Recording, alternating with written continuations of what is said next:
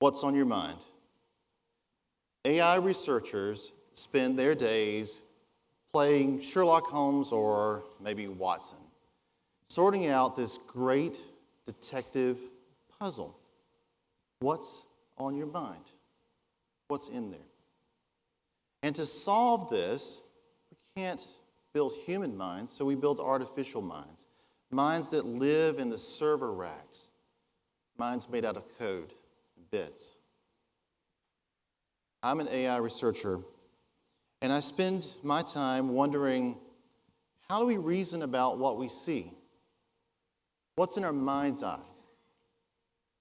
Today, I'm going to talk about seeing and thinking, and I want to start with a puzzle, and because it's going to be about seeing and thinking, it's going to be a visual puzzle, and I'd like for you to help me solve this puzzle, if you please.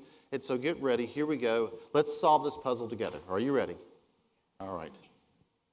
Which one of these things is the odd one? I didn't say it was a hard puzzle. How many think this is a hard puzzle? Oh, come on. All right. Pretty easy, right? Think about it. And while you're thinking about it, let's consider another one.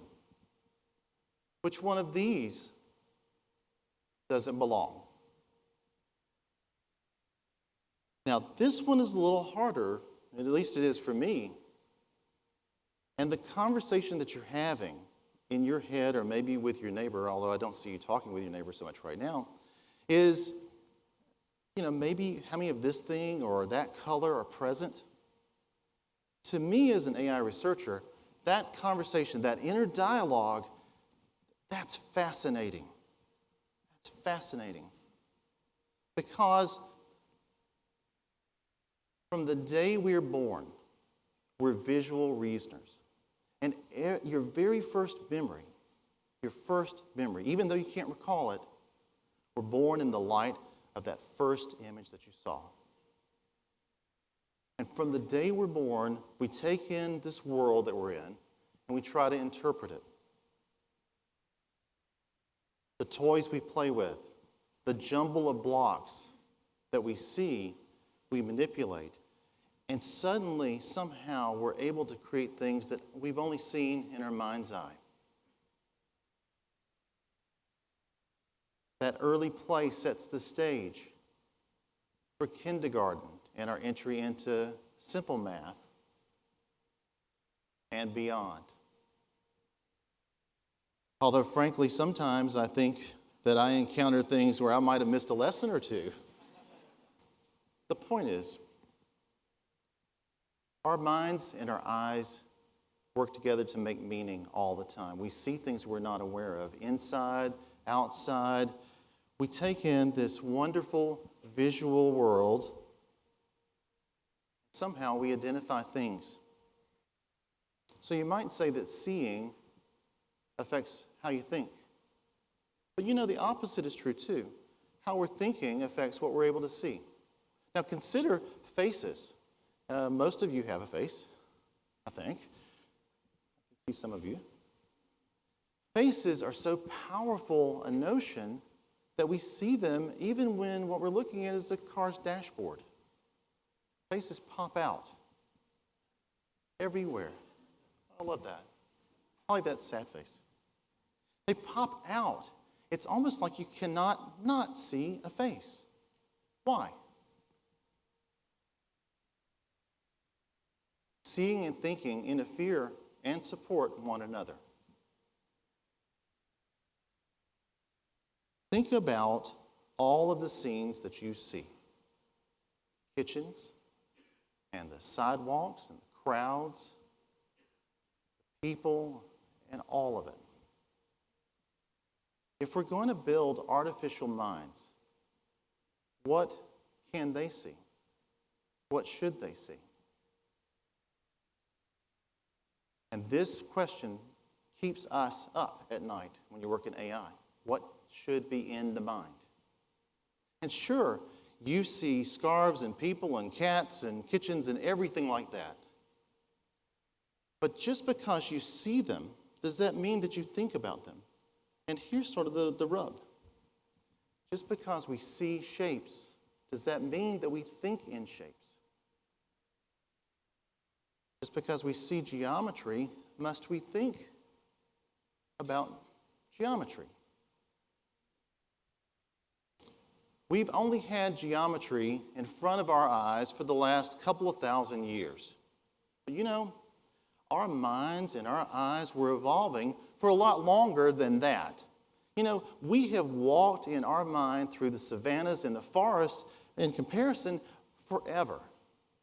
And our eyes and our minds have evolved to see scenes like this. And the question when you're building an artificial mind is, well, look, if we're evolved to see things like this, is there a power that you possess? Is there something that goes on for you that gives you the ability to see these scenes and think about them?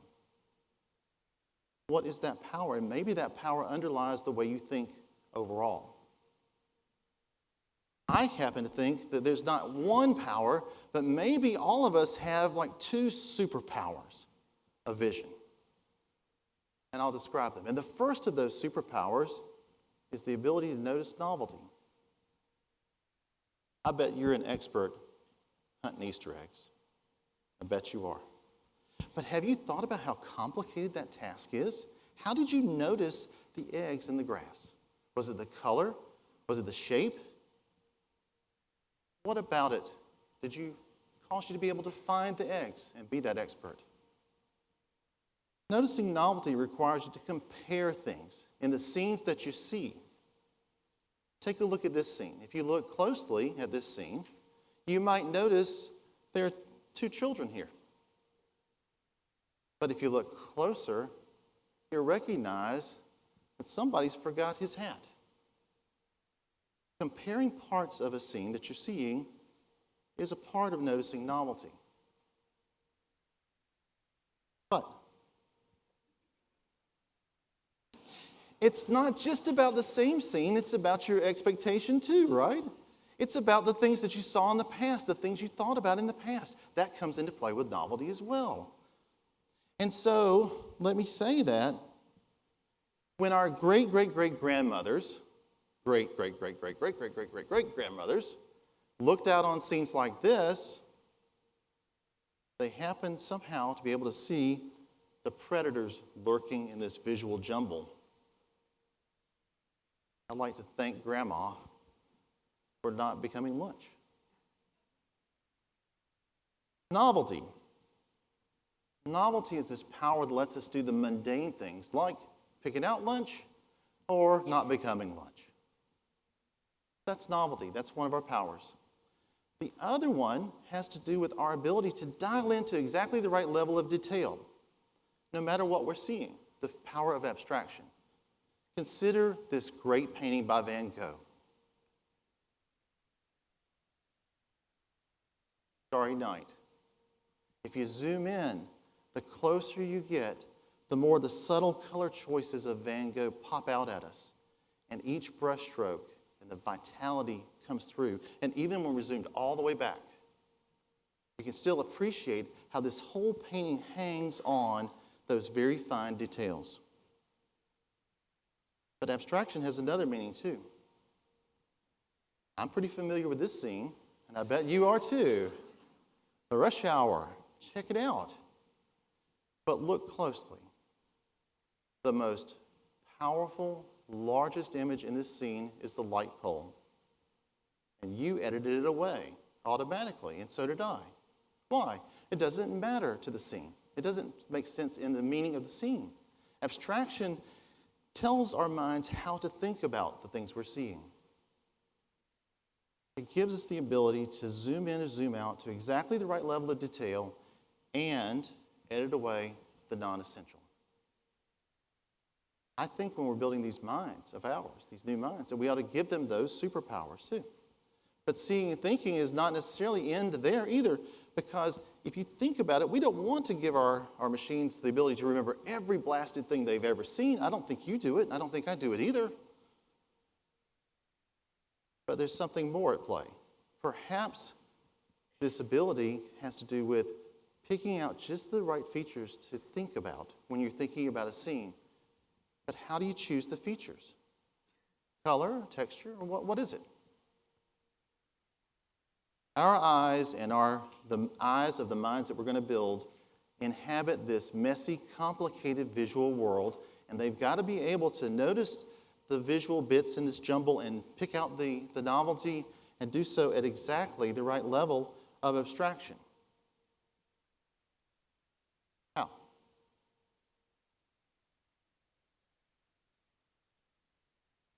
In order to solve that part of it, I need to talk a little bit now about fractals. Now, when I say the word fractals, you're probably thinking about this, a computer-generated image of fractals. But you know, the father of fractals, Mandelbrot, wasn't thinking that way. He was trying to describe the world that we all live in, the world that's complicated, wrinkly, wiggly, our world. The math behind fractals is very complex, but there really are two observations that are at the core, two simple observations. And the first is that there are similar repeated patterns everywhere you look. And I don't mean, similar and repeated patterns in a wallpaper sort of sense. What I mean instead is in a very natural sense. The objects that we live with repeat themselves. People, chairs, cars, things. They're similar, but they're not the same. Any scene at all, man-made, computer-generated, natural scenes, even the one you're looking at right now, you can think of as a host of patterns. The second observation is that the similarity occurs at different scales. Sunflowers. What is it about this field of sunflowers, this image of sunflowers, that lets us recognize that the large sunflowers in the front are the same as the small ones in the back? We're agents in the world. We walk closer and further away, and perspective gives us similarity at different scales. But nature does it too. This is a cauliflower. To me, this looks alien. But check it out. If you zoom in on part of this cauliflower, you'll see that each smaller piece looks like the larger. This image, even though it's a photograph, looks computer-generated. Wow. Even if you look at something as humble as a leaf, there are patterns to be discovered and similarity at different scales. So, if there's a fractal formula for these images, what's the fractal formula for the real world, the one we live in, the scenes we see? One fall, a mathematician was walking, and he looked down and he saw this maple leaf laying there. And as he saw this leaf and thought about it, he realized that this maple leaf seemed to exhibit sort of a secret code. The maple leaf looked like it was made out of copies of itself. And in fact, it looks like it's made out of, if you take 3 copies of that same maple leaf and you kind of composite them together, you get a kind of a fine maple leaf collage that looks a lot like a maple leaf. And it was in that one moment and in that one leaf that we came up with the answer that this actually is the fractal formula for the real world. Copying parts of the world into smaller pieces. And you can write that code down. And so, when we are building artificial minds, what we want to do is we want to build them not from a framework of geometry, but we want to build them in a way that they can actually handle the world as the world is. Mandelbrot's world.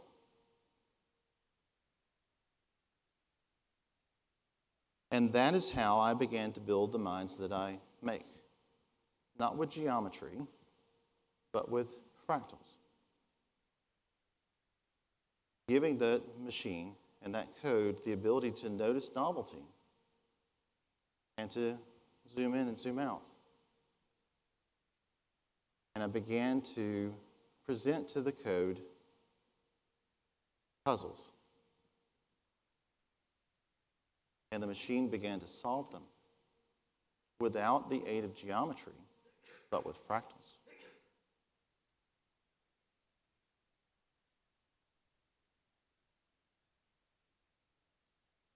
Spoiler alert. Did anybody guess this one? That one.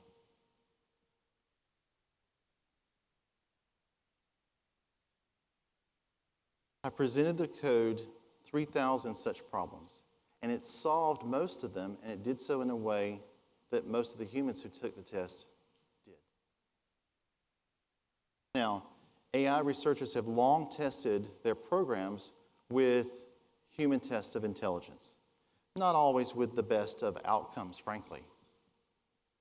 But as it turns out, the most widely administered test of human intelligence is a visual test. It's the Raven's test. And the idea is, of a set of choices, pick the one that best fills in the blank.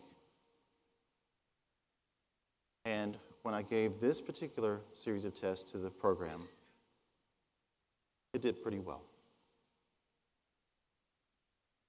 One of those tests used to be used as an admission criteria for Mensa. And if it still were, it would just about qualify.